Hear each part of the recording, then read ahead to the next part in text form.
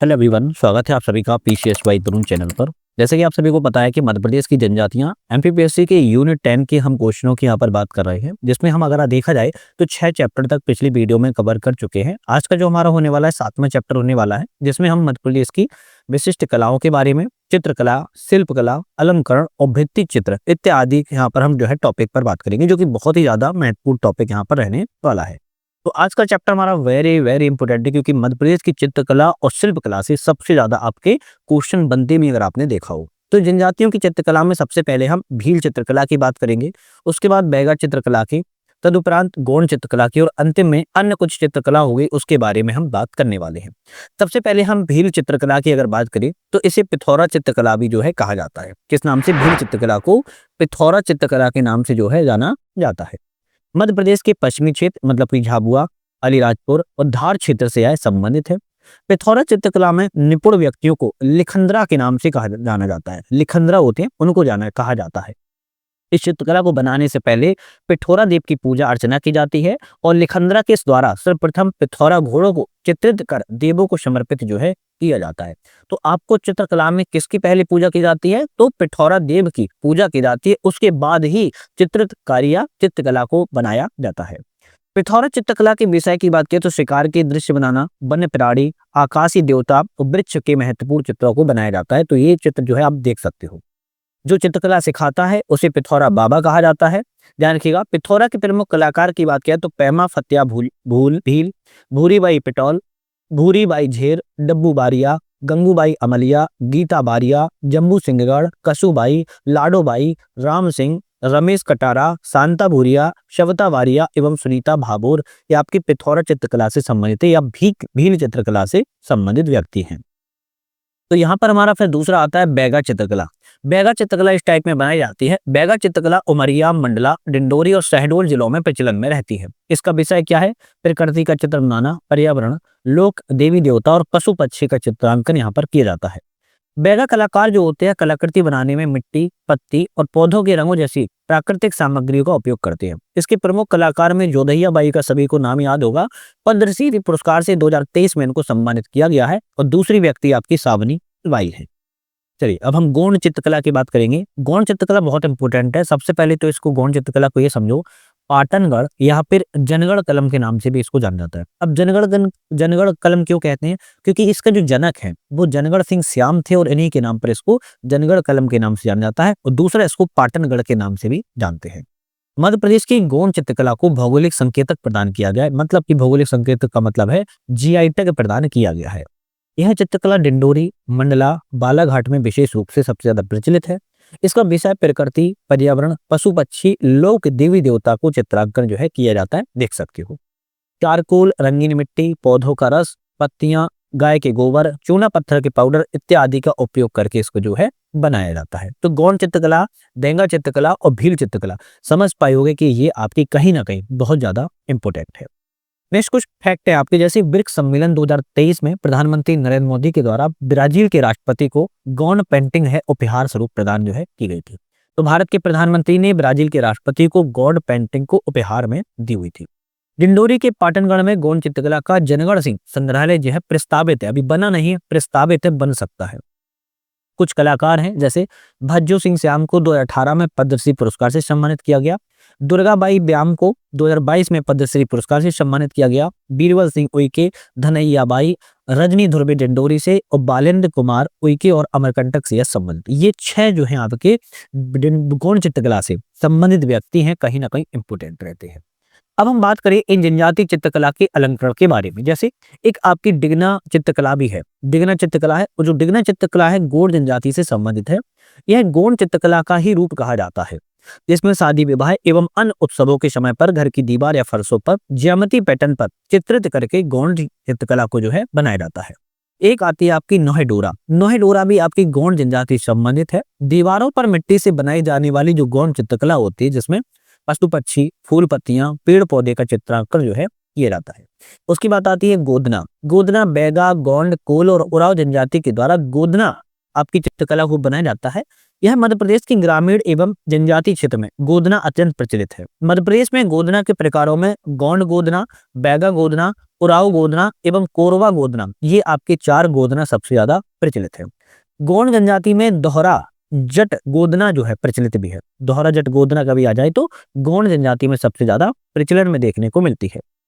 इसके बाद मध्य प्रदेश के रियासती दौर में चित्रकला की कुछ 3 शैलियां भी मिलती हैं, मतलब कि स्थानीय लेवल पर। एक आपकी मालवा शैली है, दूसरी ग्वालियर शैली है, तीसरी बुंदेली शैली है। अब इसमें सबसे पहले हम मालवा शैली की बात की जाए तो बागी की गुफाओं में चित्रित शैली से शुरुआत इसकी जो है मानी जाती है। जो बागी की गुफाएं हैं वहां से मालवा शैली की शुरुआत को माना जाता है। इसके बाद जैन धर्म के कल्पसूत्र चित्रण से इस चित्रकला की कुछ गतिविधियों को प्रेरित मिलता है। 15वीं शताब्दी के आसपास देखा जाता है कि वैष्णव और श्रीनाथ समुदाय के द्वारा इस पर प्रभाव भी मालवा शैली का पड़ा हुआ था। इसके बाद ग्वालियर शैली आती है, तो ग्वालियर शैली का विकास तोमर राजाओं के संरक्षण में हुआ था। अंग्रेजों के आगमन के बाद इसके संरक्षण और संवर्धन में एक नया स्वरूप सामने आया। एक नई शैली पटना शैली का जो है जन्म देखने को मिला था जब अंग्रेज यहाँ पर आगमन हुए। सिंधिया साम्राज्य के समय तत्कालीन महाराज जीवाजीराव सिंधिया ने चित्रकारों के लिए चित्तैरा ओली का निर्माण जो है कराया था। तो कभी आ जाए कि चित्तैरा ओली का निर्माण किसने कराया, तो सिंधिया साम्राज्य के द्वारा करवाया गया था। इसके बाद हमारा आता है यहाँ पर बुंदेली शैली। बुंदेली शैली की बात किया तो दतिया के तत्कालीन राजा सुंगजीत सिंह के संरक्षण में राजस्थानी शैली का अनुसरण करके नई शैली को बुंदेली शैली, जैसे कलम भी कहा जाता है, इस शैली का निर्माण हुआ। 1590 ईस्वी में ओरछा के नरेश इंद्रजीत सिंह ने ग्वालियर के कलाकारों को आश्रय देकर केशव दास की रसिक प्रिया का चित्रांकन करवाया था। बुंदेली चित्रकला को बढ़ावा देने में चंदेल शासकों का विशेष योगदान देखने को मिलता है, जिसमें ओरछा, तालबेहट, दुबेला ताल, गुरसराय, आठ भैया जागीर, तोड़ी, समथर और अमरगढ़, ये आपके कुछ प्रमुख केंद्र हैं जहां पर बुंदेली शैली देखने को मिलती है। तो मालवा शैली, ग्वालियर शैली, बुंदेली शैली, ये मध्य प्रदेश में सबसे ज्यादा महत्वपूर्ण है। मध्य प्रदेश में कुछ लोक चित्रकलाएं भी हैं, जिसमें मालवा क्षेत्र में बात किया तो मांडना, चित्रावन, साझा फूली और सवनाही। फिर निमाड़ क्षेत्र में जिरोती, थापा, इरत और पगल्या, इन पर हम बात करेंगे अभी। बुंदेलखंड क्षेत्र में नरोता, थापा, इरत एवं पगल्या। वहीं बघेलखंड क्षेत्र में कोहेबर, छठी चित्र, तिलंगा एवं न्यौरा नवे। ये मध्य प्रदेश के कुछ लोक चित्रकला है जो देखने को मिलते हैं। जैसे अब सबसे पहले हम मांडना की बात की जाए तो मांडना जो है मालवा क्षेत्र से संबंधित है। दीपावली के समय पर भूमि पर विभिन्न रंगों के साथ साथ गेरू एवं छुई मिट्टी की सहायता से घर के आंगन में इसको जो है बनाया जाता है, जिसे मांडना कहते हैं। चित्रावन की बात किया तो मालवा में प्रचलित है। विवाह के समय घर की दीवारों पर गेरू और हल्दी की सहायता से उसको बनाया जाने वाला भित्ति चित्र होता है। साझा फूली की बात किया तो मालवा में प्रचलित है। कुंवार महीने में कुंवारी लड़कियों के द्वारा बनाया गया यह भित्ति चित्र होता है। सवनाही की बात किया तो मालवा क्षेत्र में यह भी प्रचलित है। श्रावण मास के महीने में गोबर से चित्रांकन करके इसका उद्देश्य की बाधाओं संकटों को रोकना, सवनाही चित्रांकन जो है लोकप्रिय प्रचलित है मालवा के क्षेत्र में। तो मांडना, चित्रावन, साझा फूली और सवनाही ये मालवा क्षेत्र में आपके प्रचलित है। इसके बाद आपके निमाड़ क्षेत्र में जैसे जिरोती, जिरोती सावन मास के महीने की हरियाली अमावस्या को भित्ति चित्र जो है बनाया जाता है। दूसरा थापा, निमाड़ क्षेत्र में ये भी प्रचलित है। गेरू रंग की सहायता से दीवारों पर हाथ का थापा लगाकर इसको बनाया जाता है। इरत निमाड़ क्षेत्र में प्रचलित है। विवाह के अवसर पर कुल देवी का भित्ति चित्र बनाकर पूजा जो है की जाती है। पगल्या की बात की जाए तो निमाड़ क्षेत्र में ये भी प्रचलित है। बच्चे के जन्म होने पर बच्चे के पद चिन्हों को बनाया जाता है, ये आपका पगल्या कहा जाता है। इसके बाद बुंदेलखंड क्षेत्र में जैसे नौरता और नवरत, एक ही है नौरता और नवरत। नवरात्रि के गेरू और हल्दी से कुंवारी कन्याओं के द्वारा बनाए जाने वाला भित्ति चित्र होता है, जिसे नवरत या नौरता कहते हैं। मूर्ति भी बुंदेलखंड क्षेत्र में प्रचलित है। विवाह के समय दीवारों पर दूल्हा दुल्हन हल्दी से थाप लगाते हैं, जिसे मूर्ति के नाम से जाना जाता है। मोर मुरेला बुंदेलखंड में प्रचलित है। दीवारों पर रंगों से मोर के चित्र बनाए जाते हैं, जिसे मोर मुरेला कहते हैं। चुनौती सुरेती, सुरोती सुरेती की बात किया तो बुंदेलखंड में भी प्रचलित है। दीपावली के अवसर पर गेरू से जाली नुमा आकृति को बनाया जाता है। मामूलिया की बात किया तो ये भी बुंदेलखंड क्षेत्र में प्रचलित है। नवरात्रि में गोबर से कुंवारी कन्याओं के द्वारा बनाए जाने वाला भित्ति चित्र होता है। तो ये कुछ आपके बुंदेलखंड क्षेत्र में प्रचलित है, जैसे नौरता, नवरत, मूर्ति, मोर मुरेला, सुरौती और मामूलिया। इसके बाद बघेलखंड क्षेत्र की बात की जाए तो कोहिरम, कोहिरम बघेलखंड क्षेत्र में सामान्यतः विवाह के अवसर पर वर वधू की बुआ या फिर मामी के द्वारा रंगीन भित्ति के चित्र जो है बनाए जाते हैं। छठी चित्र बघेलखंड क्षेत्र में प्रचलित है। बच्चे के जन्म के छठवें दिन छठी माता का गेरू चित्र से भित्ति चित्र बनाया जाता है। इसके बाद तिलंगा भी बघेलखंड क्षेत्र में प्रचलित है। कोयले के में तेल के मिलाकर तिलंगा का भित्ति चित्र जो है बनाया जाता है। नेउरा नमई बघेलखंड क्षेत्र में प्रचलित है। भादो मास में सुहागिन महिलाओं के द्वारा इस भित्ति चित्र को बनाया जाता है। और बराइन या अग्रोहन बघेलखंड क्षेत्र में प्रचलित ये भी है। वधु मंडप में विवाह के अवसर पर बनाए जाने वाले भित्ति चित्र को इसको बघेलखंड क्षेत्र में प्रचलित है। तो बघेलखंड क्षेत्र में कोहिरप, छठी चित्र, तिलंगा, नेउरा नमई और बरायन या अग्रोहन। बुंदेलखंड में नौरता, नवरत, मूर्ति, मोरमुरेला, शिरौती और मामूलिया। निमाड़ क्षेत्र में जिरोती, थापा, इरत, पगलिया और मालवा क्षेत्र में माडना, चित्रावन, सांझा फूली एवं सबनाही। ये आपके लोक चित्रकला है जो किस क्षेत्र में प्रचलित है इसके बारे में बात की है। दूसरा हमारा चैप्टर आता है मध्य प्रदेश की लोक जनजाति शिल्प कलाओं के बारे में। शिल्प कलाओं में बांस शिल्पकला, खराद शिल्पकला, धातु शिल्पकला, प्रस्तर शिल्पकला, गुड़िया शिल्पकला, मिट्टी शिल्पकला और कुछ अन्य शिल्पकलाओं के बारे में हम बात करेंगे। तो एक एक करके बात करेंगे। आप लोगों को इस सीरीज की पूरा पीडीएफ वगैरह अगर आपको पढ़ना हो तो आप हमारे ऐप डाउनलोड करके पढ़ सकते हो जिसका नाम यूपीएससी नेट है। वहां पर जाएंगे स्टेट एग्जाम वाले सेक्शन में, वहां से आप पीडीएफ बेस की जो है आप पढ़ सकते हो, ध्यान रखिएगा, ठीक है। बांस शिल्पकला की बात की जाए तो मध्य प्रदेश की विभिन्न जनजातियों के द्वारा बांस की कलात्मक वस्तुओं का निर्माण किया जाता है। यह कौन से क्षेत्र में? तो झाबुआ, मंडला, बैतूल, उमरिया के क्षेत्र में बांस शिल्पकला सबसे ज्यादा प्रचलन में है। बांस शिल्पकला में कुछ वस्तुएं आकर्षक खिलौने, सजावट की वस्तुएं एवं नाइट लैंप, टोकरियों आदि का जो है निर्माण को किया जाता है। तो इस टाइप में आप देख सकते हो। दूसरा आता है खराद काष्ठ शिल्पकला। खैर, सरई, सफेदा, शीशम आदि लकड़ियों की सहायता से खिलौने एवं सजावट की सामग्री बनाई जाती है। इसमें गोंद, जिंक पाउडर, विभिन्न रंगों का उपयोग जो है किया जाता है। क्षेत्र की बात करें तो बुधनी, श्योपुर, रीवा, शहडोल क्षेत्र में सबसे ज्यादा आपकी खराद या काष्ठ शिल्पकला आपकी प्रचलन में रहती है। इसके बाद आपकी आती है धातु शिल्पकला, जो कि सतना के उचहेरा कस्बे में कांसे से प्रसिद्ध बटलोही नामक पात्र बनाए जाते हैं। जैसे बेल मेटल मूर्तियों के लिए दतिया और टीकमगढ़ बहुत ज्यादा प्रसिद्ध है। तो बेड मेटल मूर्तियों को जीआई टैग भी दिया गया है, आप सभी को पता होगा, तो ये आपको ध्यान रखिएगा। फिर आता है पत्थर एवं प्रस्तर शिल्पकला। पत्थरों पर विभिन्न रूप से कलाकृतियों को निर्मित किया जाता है और यह क्षेत्र मंदसौर और रतलाम सबसे ज्यादा प्रचलित है। सफेद पत्थर होते हैं, काले पत्थर होते हैं, उस पर विभिन्न प्रकार की आकृतियों को जो है बनाया जाता है। इसके बाद आता है गुड़िया शिल्पकला। नई पुरानी रंगीन चिन्नियों, कागज के टुकड़ों से गुड़िया बनाई जाती है। इसका प्रमुख क्षेत्र ग्वालियर एवं झाबुआ सबसे ज्यादा लोक प्रचलित है। झाबुआ की आदिवासी गुड़िया को जीआई टैग भी दिया गया है, ये ध्यान रखिएगा, प्रस्तावित है, मतलब कि दिया गया है, प्रस्तावित है। श्रीमती बत्तोबाई भीली गुड़िया की प्रमुख कलाकार के रूप में इनको ख्याति प्राप्त है। नेक्स्ट हमारे यहाँ पर बात करेंगे ये देख सकते हो आप गुड़िया कैसे बनाई जाती है, रंगीन कागजों से। मिट्टी शिल्पकला, टेराकोटा इसे कहते हैं। मिट्टी के खिलौनों और मूर्तियों इत्यादि को बनाया जाता है। यह क्षेत्र झाबुआ, मंडला, बैतूल जिले में प्रचलित है। मौलिना कला राजस्थान एवं मध्य प्रदेश के सीमा क्षेत्र जैसे नीमच एवं मंदसौर में सबसे ज्यादा देखने को मिलती है, जिसमें मिट्टी शिल्पकला जैसे टेराकोटा शिल्पकला के लिए जाना जाता है। इसके बाद आता है जूट शिल्पकला। मध्य प्रदेश के कारीगरों ने जूट हस्तशिल्प में अपनी खास जगह बनाई है। इसमें भोपाल, इंदौर, ग्वालियर, रीवा मुख्य रूप से जूट शिल्पकला के लिए प्रमुख है।